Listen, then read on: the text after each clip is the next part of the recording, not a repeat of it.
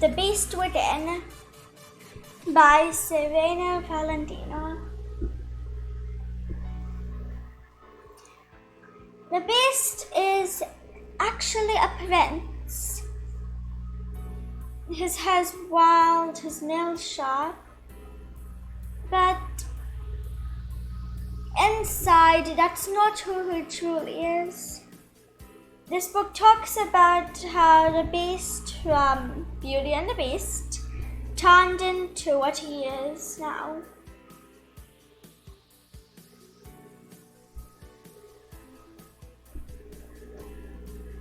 This book is based on the fairy tale Beauty and the Beast, and it is quite a popular and well-known story. Best known for its animated film. I really like that because it has strong female character, unforgettable songs, and an enchanting love story. When I discovered this book, I was super intrigued.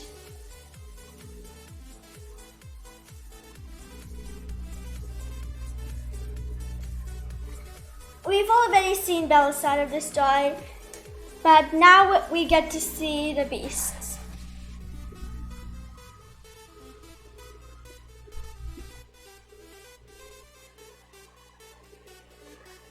One thing I really liked about this was Valentino's retelling when she showed us what an awful person the prince really was at first.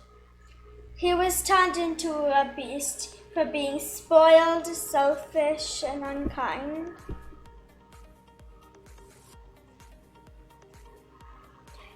We don't know much beyond that, but in this book we learn that the prince had a huge ego and loved to be worshipped by the people of his kingdom.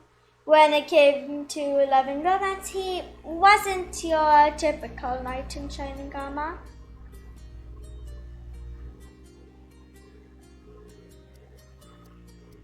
He didn't really want to have anything to do with romance.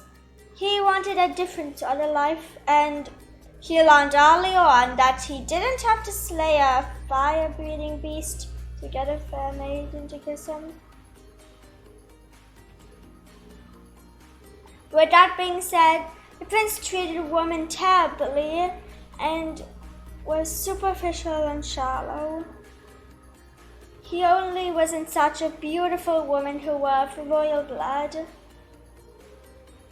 He preferred silent ones who never had a thought of their own.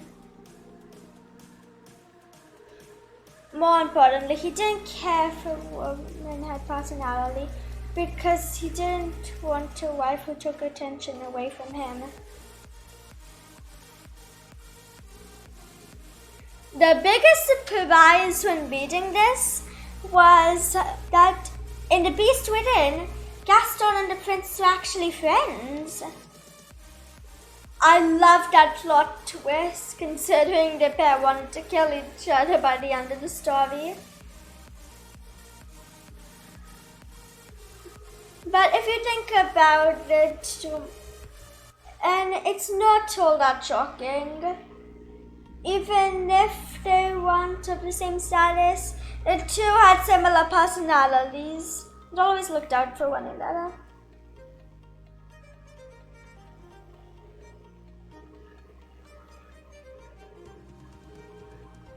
In fact, Gaston had actually warned the prince that his fiancée, Circe, was the daughter of a pig farmer. He wanted to prevent his friend from shaming himself by marrying someone from a poor family. At first, the prince didn't believe him because Gaston might have wanted Circe for himself.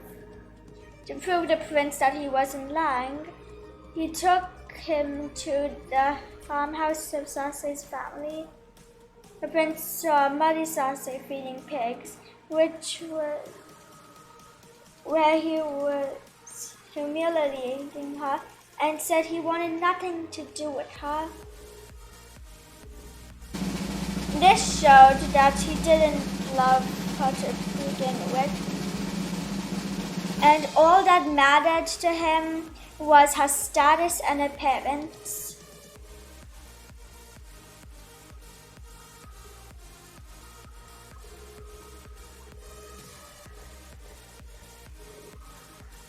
You find that in this book, some parts are changed from the original story. But that was okay with me. She had quite a different but very interesting take on the Beast's curse. When Cersei was humiliated by the prince, her 3 sisters were witches, and they came to her rescue. They didn't like how the prince treated their baby sister and wanted to make him pay.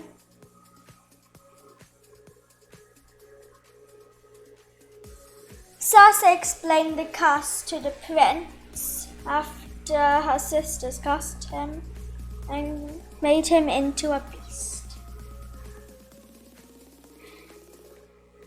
As the rose petals fall, so shall the years pass until your 21st birthday.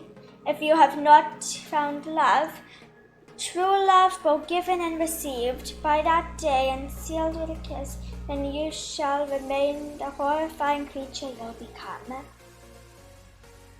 These very words were spoken, and I have to say, that was quite an interesting turn of events.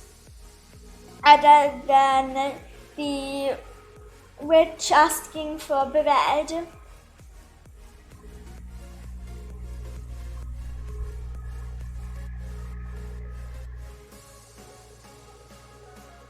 At first, his appearance changes were so slight that the prince believed that it was a joke rather than a curse. During the transformation, the prince became engaged to a princess named Tulip in hopes of breaking the curse, if there was one. As time went on, the prince appeared to have aged at least 20 years. He blamed Tulip and accused her of being dishonest about her feelings for him. Obviously, he was the one being dishonest. He believed that if Tulip really loved him, that his transformation wouldn't have progressed. Due to his false beliefs, he kicked poor Tulip out of his kingdom, which was the tip of the iceberg for him. From then on, the prince's features became more animal-like, and not long afterwards, he fully transformed into the beast Cersei said he would become.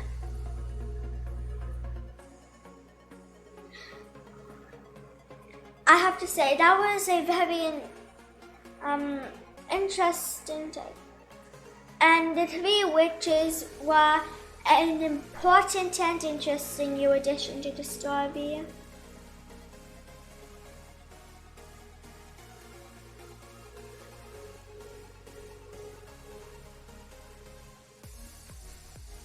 Even if the beast was horrible, the witches kept taunting him and tried to make him fail in breaking the curse. The witches tried to sabotage him. Their evil schemes varied from sending wolves to attack Belle to using mind control in order to have Gaston kill the beast. Even if the witches aren't in the original film, it could be that they were involved all along. And that is a very interesting theory.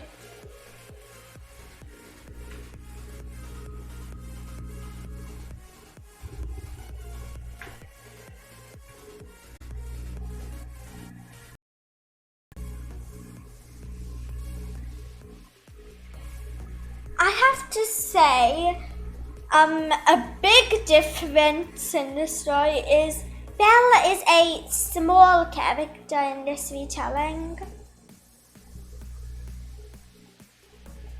She is my favorite character from the book, but she is a little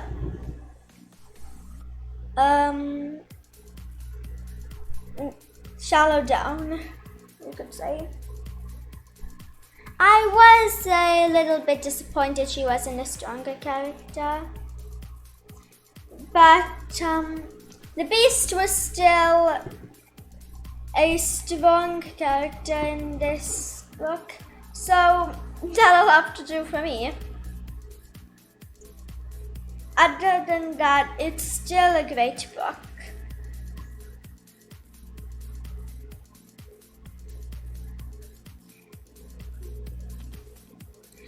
I thought that this retelling of The Beauty and the Beast was really great, and I loved how Valentino told the story from a whole new perspective. She took a risk in changing the storyline from what we already know, and that gave it a look as almost an entirely different story. I really liked this, and I'm giving it a 10 out of 10.